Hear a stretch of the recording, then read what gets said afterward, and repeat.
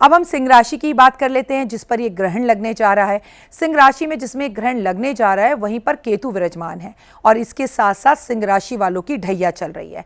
करना क्या है, ग्रहण काल जो समय मैंने आपको बताया, ओम नमः शिवाय, शिवाय नमः का जाप करें, नमः शिवाय का जाप करें, ओम नमः शिवाय का जाप करें और गायत्री मंत्र का जाप करें। अगर लंबे समय से आपकी तबीयत खराब चल रही है तो इस सूतक काल के अंदर और ग्रहण के समय पर अगर आप महामृत्युंजय का जाप करें तो बहुत उत्तम। कहते हैं आप अपने जीवन में 100 हवन कर लें, लेकिन अगर आपने ग्रहण काल के टाइम पर मात्र 1 हवन कर लिया, वो महालक्ष्मी नारायण हवन हो सकता है, नवग्रह हवन हो सकता है, वो आप हवन जो है हनुमान जी का नाम लेकर कर सकते हैं, तो आपको उस हवन का 1000 करोड़ फल मिलता है। तो ये अवसर अपने हाथ से बिल्कुल ना जाने दें। आप ग्रहण काल में भगवान को स्पर्श नहीं कर सकते, आप ग्रहण काल में मंदिर नहीं जा सकते, लेकिन आप सुंदरकांड का पाठ कर सकते हैं, आप हनुमान चालीसा पढ़ सकते हैं, बजरंग बाण कर सकते हैं।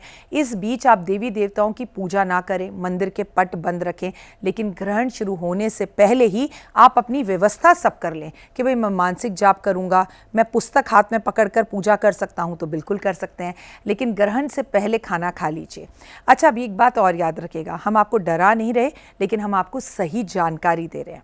ग्रहण के समय पर ना, अगर आप बुजुर्ग हैं, आप बच्चे हैं, तो आप भोजन कर सकते हैं, अगर आप बीमार हैं तो भी आप भोजन कर सकते हैं। ग्रहण बहुत लंबा नहीं है। मैं आपसे ये कहूँगी, अगर आप गर्भवती हैं तो भी आप भोजन कर सकती हैं, परंतु अगर आप भोजन के बिना रह सकते हैं तो कोशिश करें कि ग्रहण काल में भोजन ना करें। और ग्रहण शुरू होने से पहले अपने घर की हर चीज़ में तुलसा ज़रूर डाल दें। हर चीज़ मतलब हर चीज़। आपने यही सुना होगा ना कि भाई दूध में, चावल में, आटे में, सब में आप तुलसी के पत्ते डाल दें, लेकिन मैं आपसे कहूँगी तुलसा दल या हरी हरी दूर्वा जो होती है, जो गणपति जी को बेहद पसंद है, वो अपने घर के पैसे में, अपने घर की तिजोरी में, अपने घर के मुख्य दरवाजे पर और एक कटोरी में भगवान के पास भी ज़रूर रख दें। और ये सारा कार्य ग्रहण शुरू होने से पहले, और वो भी सूतक काल शुरू होने से पहले कर दें, क्योंकि एक बार सूतक काल शुरू हो गया तो मंदिर के पट नहीं खुलेंगे। और हाँ, ग्रहण के बाद स्नान करके ताज़ा खाना खाएं, ताज़ा खाना बनाएं, और ग्रहण के समय पर हमें कतई सोना नहीं चाहिए। और वो बात और है कि आप बुज़ुर्ग हैं, वो बात और है कि आप बीमार हैं, लेकिन कोशिश कीजिए कि ग्रहण के समय पे सोई नहीं और भोजन खाने से भी बचें, क्योंकि इस समय पर जो बीमारियां आपको लगती हैं ना, वो थोड़ा लंबा हो सकती हैं। किसी व्यक्ति की अगर ग्रहण के समय पर किसी से लड़ाई हो जाए तो यकीन मानिए कि वो लड़ाई फिर लंबे समय तक चलती है।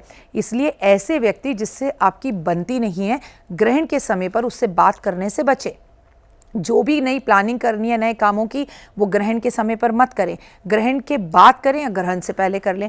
यानी कि आप अपनी ज़िंदगी की डायरी में से 3 मार्च का जो समय है उसे हवन के लिए, प्रभु का नाम लेने के लिए, दान करने के लिए निकाल दीजिए। अच्छा, अब एक बात और है कि भाई सूर्य ग्रहण का दान बिल्कुल अलग होता है और चंद्र ग्रहण का दान बिल्कुल अलग होता है। लेकिन एक बात बता दूं, जब 15 दिन में 2 ग्रहण आते हैं ना, तो वो ज़िंदगी में बड़ी उथल पुथल लाते हैं। चंद्रमा मन का कारक और माँ का कारक। अगर आपकी माँ हैं और वो बीमार हैं तो इस समय पे आपको अपनी माँ का ध्यान बहुत रखना है, क्योंकि ये जो 2 ग्रहण 15 दिन में पड़े हैं ना, ये हमारे घर के बड़े बुजुर्गों के लिए अच्छे नहीं हैं। चाहे मैं कहूँ आपसे दादा दादी, नाना नानी, चाचा चाची, मामा मामी, मम्मी पापा, सास ससुर, इनका बहुत ध्यान रखिए, और भी ज़्यादा ध्यान रखिए अगर ये बीमार हैं तो। और एक बात और याद रखिए कि ग्रहण के समय पर जब हम दान करते हैं तो हम भगवान से अपनी अपनी गाड़ी मांगते हैं, अपना अपना घर मांगते हैं, अपनी अपनी नौकरी मांगते हैं, लेकिन जैसे ही दान करने की बारी आती है हम एक पैकेट लाते हैं और सब उसी को छू देते हैं। जी नहीं, जिस तरह से भगवान से आपको सब कुछ अपना अपना चाहिए, इसलिए दान भी अपना होना चाहिए।